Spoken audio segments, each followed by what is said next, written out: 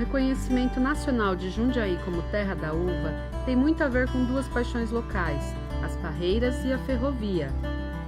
Depois de 1933, quando surgiu na cidade a mutação somática da uva Niágara Branca para a hoje famosa Niágara Rosada, a venda das frutas em centros como São Paulo ou Rio de Janeiro tinha a maior parte do envio feita por trens.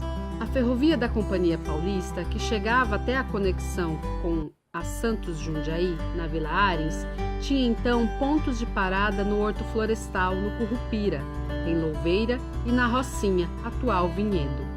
No centro, nem sempre usada para cargas, a estação Jundiaí Paulista, a estaçãozinha, recebeu boa parte da multidão que surpreendeu a cidade na primeira edição da Festa da Uva em 1934. Sua localização também era uma referência. Embora artigos como uva e vinho já estivessem presentes desde a colonização portuguesa sobre as terras indígenas dos anos 1600. Essa estação surgiu ao lado da estrada colonial para São João de Atibaia, onde também foi instalado em 1888 o núcleo inicial de imigração italiana, hoje chamado Colônia, na época longe do centro. Foram esses imigrantes que solicitaram a venda de seus produtos rurais ao lado do velho mercado municipal, local que acabou depois sediando a primeira festa, e muitas carroças passavam sobre os trilhos, ainda sem o viaduto de 1950 ao lado da estaçãozinha. Eram outros tempos, uma certeza é de que, em muitos momentos, os trens tinham cheiro de uva. Jundiaí realizou de 17 de janeiro a 3 de fevereiro uma nova festa, 85 anos depois da primeira. Segundo a prefeitura, pelo menos 500 das 1.500 propriedades rurais seguem produzindo a Niágara Rosada, que deu fama para a cidade, e também vinho de adegas familiares, agora até espumantes. E recebeu mais de 150 mil visitantes.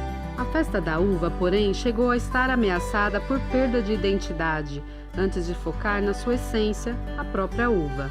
De maneira parecida, a campanha Estaçãozinha Pede Socorro chama a atenção pública para não apenas a ação pela recuperação de um lugar, mas de um símbolo da história dos ancestrais e da memória social, em uma cidade onde parreiras e trens são mais do que apenas uma lembrança, são parte de sua essência. Viva a Estaçãozinha, viva a Festa da Uva, viva Jundiaí!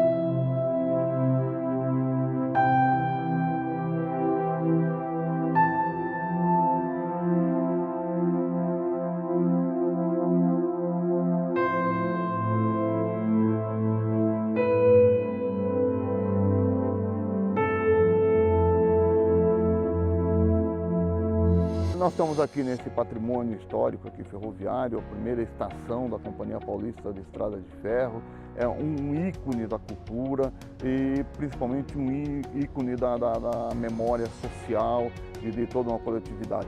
Não só pelo que representa enquanto a Revolução Industrial, essas coisas todas, e a busca de produtos no interior, como trazer da Europa equipamentos que transitavam por aqui, mas principalmente a relação com as pessoas. Envelhecer exige que você cuide de suas lembranças, e esse aqui é um símbolo dessa lembrança. Por isso mesmo, o desenvolvimento ferroviário, ou não desenvolvimento, foi degradando uma série de coisas, aquilo que não dava uma representação econômica, né, por ser ocupado por ônibus, outros transportes, e vai ficando de lado. Mas a representação da memória é fundamental. Então, essa estaçãozinha, foi decaindo, até que em julho do ano passado ela teve um incêndio e a partir de então a sociedade civil organizada, no caso capitaneada por mim, resolveu que não vai deixar esse patrimônio se perder, enquanto patrimônio físico e enquanto representante da memória social. E por isso mesmo está acontecendo esses movimentos. Nós estamos já numa fase bem avançada com a produção de material literário, iconográfico e também jurídico a respeito. A expectativa é que em muito breve a gente tenha boas notícias sobre esse patrimônio.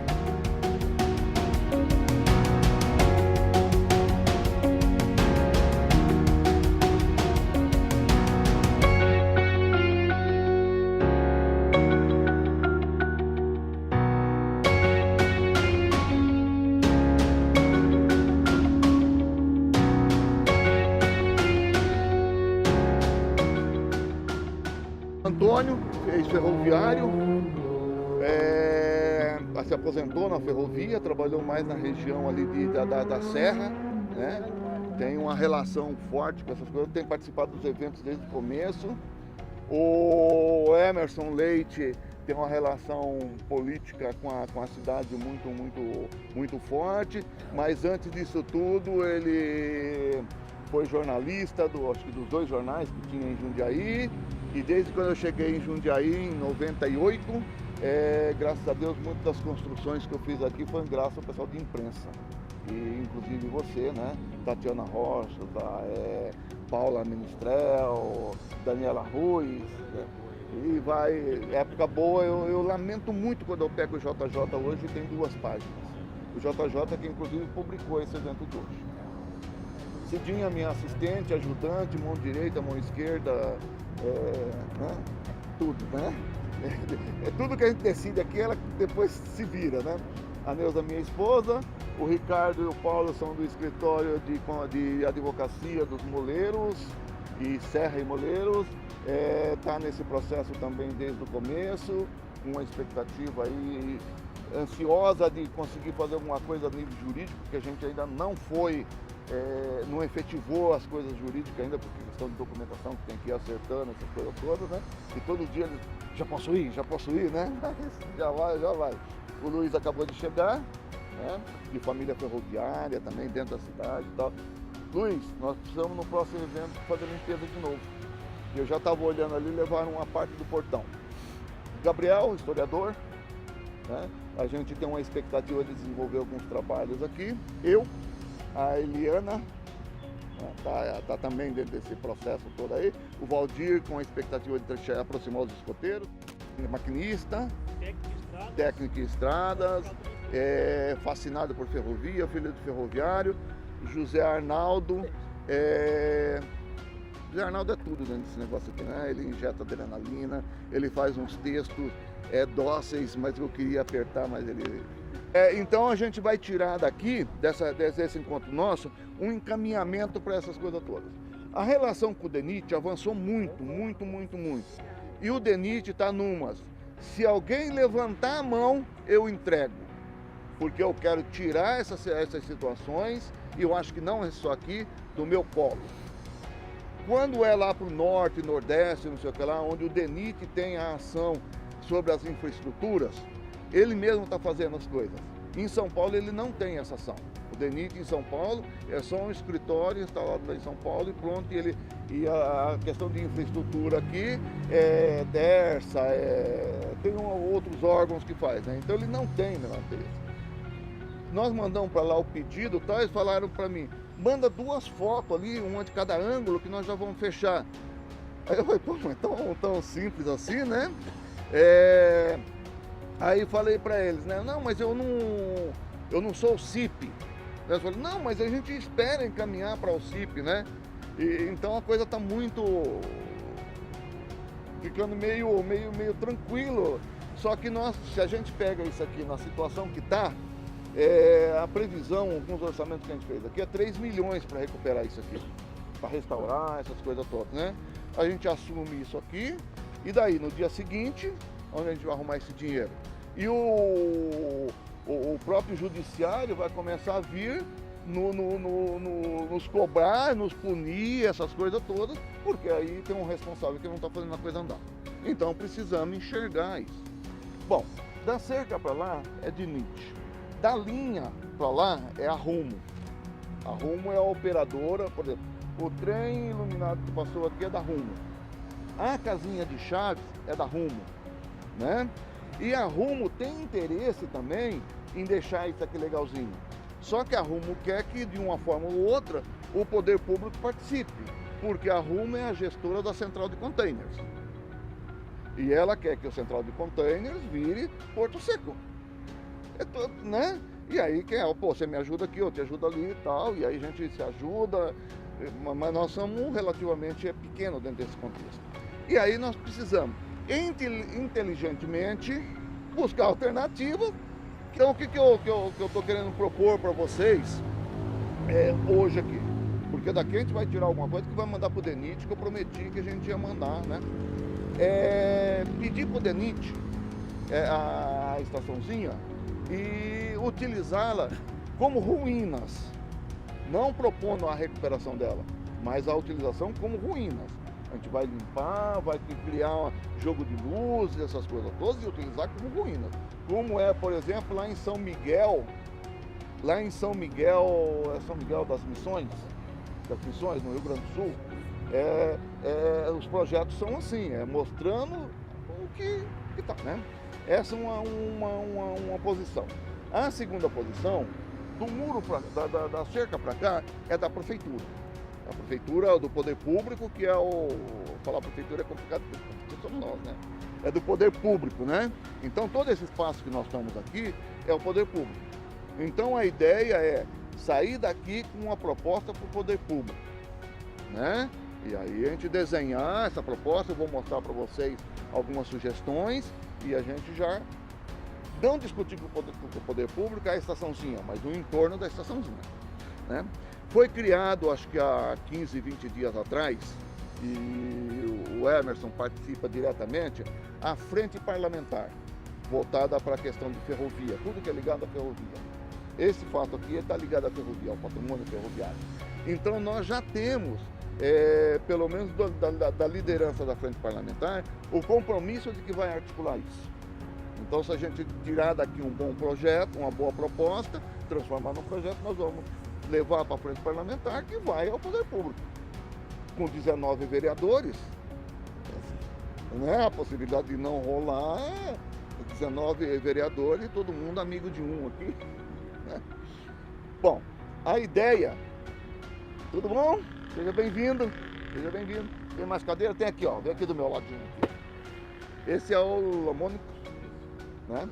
E foi responsável pela escola de governo, tem uma participação bem efetiva na cidade e está se juntando, né? Então a ideia é, por exemplo, como ter um acesso aqui, né? Então uma das sugestões é, por exemplo, onde está essa goiabeira, e inclusive a estrada ali, a rua faz uma jogada de coisa, ali abrir uma passagem. Nesse gramado, aí onde está a goiabeira também, criar um bolsão de estacionamento, para uns 10 carros mais ou menos. Isso aí está em cima do viaduto. Eu não sei se a estrutura do viaduto comporta, mas aí é outro custo, né? E saindo do lado da cerca da guarda, lá próximo à casinha da antiga sede da juventude, a saída do bolsão, para entrar por um lugar e sair por outro. Se não possível aqui, a entrada mais ou menos onde está aquela pessoa lá. Saindo do viaduto, ou a rua também ela faz uma jogada que tem que diminuir a velocidade, entraria e vem aqui beirando o muro, no bolsão também. Se não pode ser em cima do viaduto, ali onde está a guarda, por exemplo, naquele espaço ali, não mexendo com a guarda, que é um grande parceiro, também um bolsão com uns 10 carros. Embaixo do viaduto aqui, que é da construção do Vasco Venquiarude e tal, que precisa, do nosso ponto de vista, principalmente na defesa forte do Arnaldo, incorporar como patrimônio histórico, não como viaduto simplesmente, mas como patrimônio histórico, propor a construção de algumas áreas de apoio, que pode ser via container. Porque a ideia é que nós tenhamos aqui uma sala de aula aberta para que a gente discuta tudo que é relacionado a essas coisas, política, sociologia, biologia, patrimônio histórico, envelhecimento, entendendo, inclusive falando de envelhecimento, que envelhecimento é das pessoas e envelhecimento é das coisas, né? E os dois lá não abandonam, né? Aqui onde nós estamos, exatamente aqui, construir um pequeno palco e tipo uma arena, mas com a própria grama ou com pedras, né? Para que a gente utilize isso aqui como uma área cultural para apresentação musical, essas coisas, né? Como tem, por exemplo, o Sororoca, que é atividade física, skate, essas coisas, nós teríamos aqui um espaço para a área musical, recital, sei lá, né? De uma forma que não tivesse cobertura, essas coisas todas, para inviabilizar a permanência de pessoas que não estão ligadas a essas coisas, né? Mas que ao mesmo tempo tivesse já a estrutura para quando da realização do evento as coisas fossem só encaixadas. Então a ideia que eu costurei aí mentalmente, que eu queria começar apresentando para vocês é essa: utilizar a estaçãozinha como ruínas, fortalecer essa questão de ruínas mesmo, com algumas iluminações indiretas, essas coisas todas, trabalhando a partir de dentro com totens indicando o que foi, sabe? Esse incêndio faz parte da sua história, aproveitar isso. Vim para cima da Rumo com a questão da casinha para que ela recupere. Então nós temos a Rumo, nós temos um CNPJ, então não vai ficar. E essa parte que é do poder público aqui municipal é a criação dessas situações. Um palco aqui, com arena, né, aqui, algumas situações ali de apoio a essa estrutura, por exemplo, tem cadeiras, tem onde guardar, que pode ser containers, né, e uma sala de aula, mais a sala de aula aberta, e o acesso e a questão do acesso.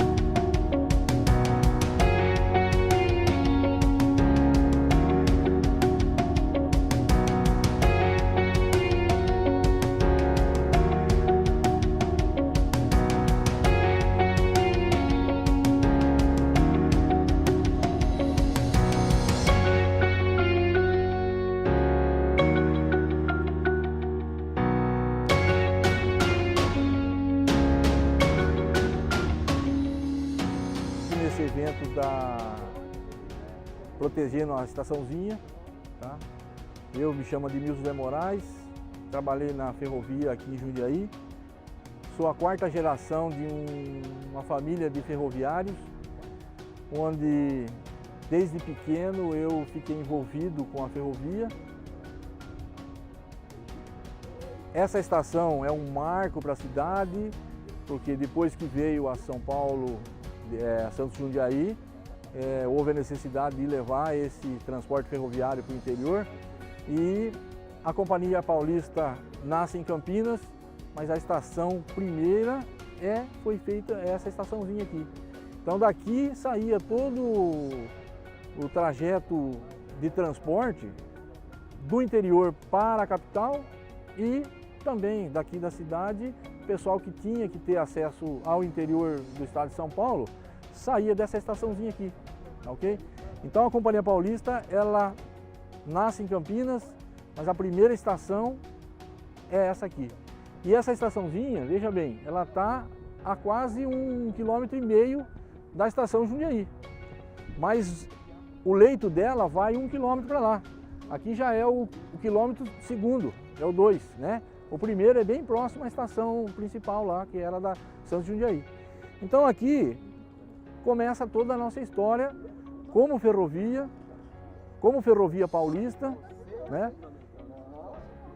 E é um marco que vai ter que ser preservado dentro desse projeto, porque ficou um tempo no abandono depois da privatização da ferrovia, e que tem que conscientizar o povo que isso faz parte da nossa história. História de Jundiaí, história de São Paulo, todo o desenvolvimento ferroviário partiu daqui, né? E aqui em Jundiaí nós tínhamos 5 ferrovias de entrocamento. Era um grande centro ferroviário na época. Nós tínhamos aqui a Santos Jundiaí, Sorocabana, a Companhia Paulista, a Louverense e a Bragantina. Eram 5 ferrovias que se encontravam aqui em Jundiaí, que trazia a produção, levava as pessoas para essa cidade e o desenvolvimento partiu daqui. Então, mais que justo é essa situação de preservar isso aqui, trazer para esse espaço um espaço cultural, um espaço que as pessoas venham a conhecer a história de Jundiaí. E aí essas ideias que hoje foi colocada aqui dentro desse projeto, eu acho que tem tudo a ver com a ideia de preservar aquilo que é nosso e que é a nossa história.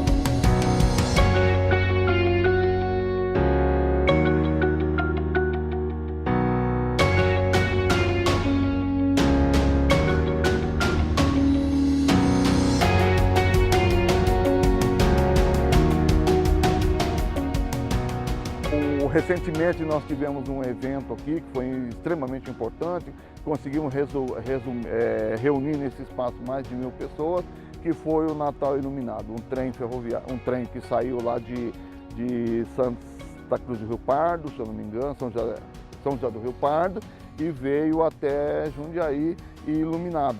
E ele chegou aqui em Jundiaí com mais de 1000 pessoas esperando, e foi um momento de extrema importância, muito motivador, e com isso descobrimos os acessos à Rumo, e a Rumo, que é a operadora do trem, né, deve nos associar e nos ajudar na recuperação desse patrimônio.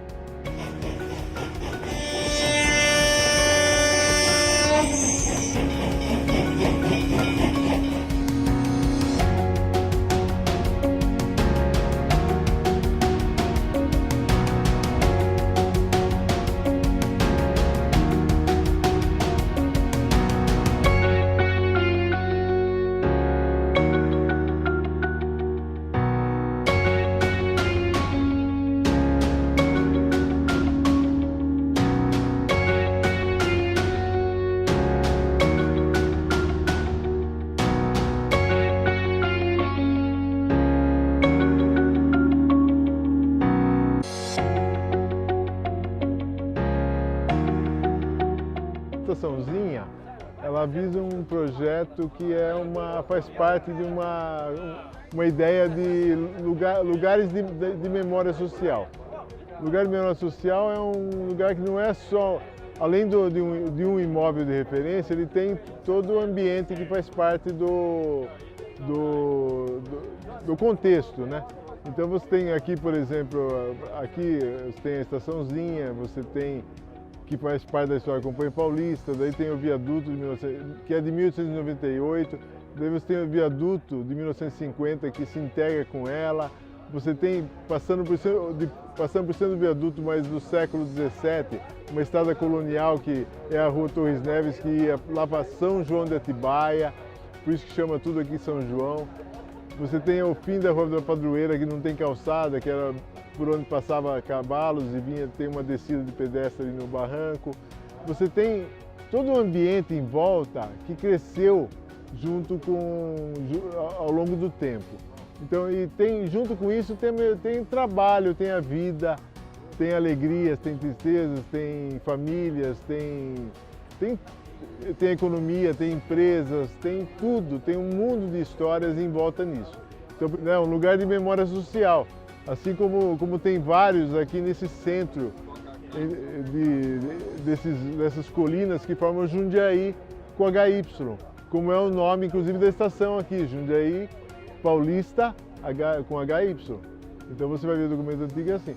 Então tudo isso, inclusive da língua, até da escrita, faz parte do vocabulário nosso, estão inseridos nessa ideia de memória social. É muito importante porque a hora que a gente está preservando isso, a gente está preservando a vida, o valor e o trabalho de muita gente que veio antes, e o que isso aí vai poder ficar para as gerações que estão vindo depois, para as crianças jovens que são os jundiaenses de hoje. Então você tem essa coisa. A ideia de fazer isso é uma forma de fazer aos poucos, unindo pessoas, chamando atenção, colocando isso na agenda pública da cidade, fazendo as pessoas prestarem atenção na importância desse aspecto para uma cidade desenvolvida, como é qualquer país do mundo. Uma cidade desenvolvida preserva a sua memória, preserva a sua história e preserva seus laços sociais e da comunidade. E essa discussão de hoje, esse trabalho que nós fizemos, reunindo aí, eu acho que quase 30 pessoas, né, de um grupo que via redes sociais já está imenso, saíram as ideias, muito interessante, do que apresentar para o DENIT, que é o proprietário desse espaço físico, né, da utilização dele enquanto ruínas, e para o poder público municipal do entorno e do que é possível fazer com esse entorno, né? Então, se o problema aqui é financeiro, nós estamos apresentando alguns caminhos onde o custo é baixíssimo e a possibilidade de retorno é infinitamente alta.